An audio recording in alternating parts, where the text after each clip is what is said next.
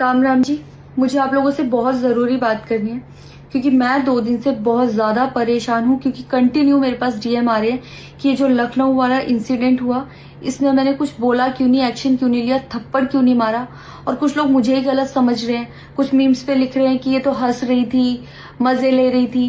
कि पब्लिक में कोई मुझे ऐसे टच करके जाएगा उसमें मुझे खुशी होगी, मुझे मजे आएंगे। सारी बात ये थी कि जब इनका सॉन्ग के लिए मेरे पास कॉल आया तो मैंने सारी चीजें क्लियर कर ली थी कि इसमें ऐसा वैसा कॉस्ट्यूम तो नहीं है, कोई डबल मीनिंग लाइन तो नहीं है और इसमें ऐसा वैसा सीन तो नहीं है। और मैं शूट पर गई, शूट पे सब कुछ नॉर्मल था, मुझे कोई प्रॉब्लम नहीं हुई। जब इन्होंने मुझे लखनऊ के इवेंट के लिए बोला तो मैंने हाँ बोल दिया क्योंकि मुझे शूट पर भी कोई प्रॉब्लम नहीं हुई थी। और जब मैं लखनऊ में गई, मैं स्टेज पर थी, मैं पब्लिक से बात कर रही थी, पवन सिंह जी ने मुझे बोला कि इधर कुछ लगा हुआ है। उससे थोड़ी देर पहले ही मेरी ड्रेस वो न्यू थी, साड़ी में नीचे टैग लगा रह गया था। तो मेरे दिमाग में आया कि शायद ब्लाउज का भी टैग लटक रहा होगा।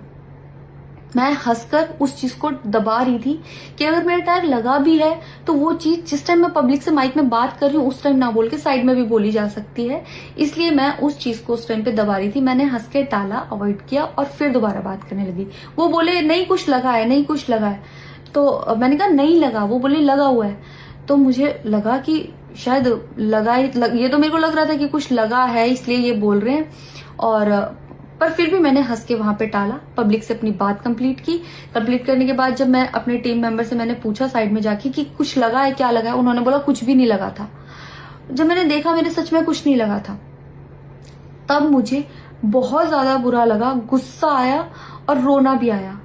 लेकिन मुझे ये नहीं समझ आया कि मैं अब क्या करूं यहाँ पर, क्योंकि जहां मैं गई थी लखनऊ में, पवन सिंह जी खुद भी वहीं के रहने वाले हैं, उसी जगह पर इवेंट था। जितना वो क्राउड था वो सारा उनका फैन बेस था। उनको भगवान बोल रहे थे और भक्त बोल बोल के उनके पैरों में गिर रहे थे। वो उनका फैन बेस था, क्राउड था। तो मुझे समझ नहीं आया कि मैं क्या करूं। अगर मैं कुछ भी बोलती तो क्या वो लोग मुझे सपोर्ट करते? मेरे साथ कुल 3-4 बंदे यहाँ से गए थे, तो वहां जितना क्राउड था क्या वो लोग मेरा साथ देता? मैंने सोचा मैं बैक स्टेज जाके बात करूंगी। इतनी देर में थोड़ी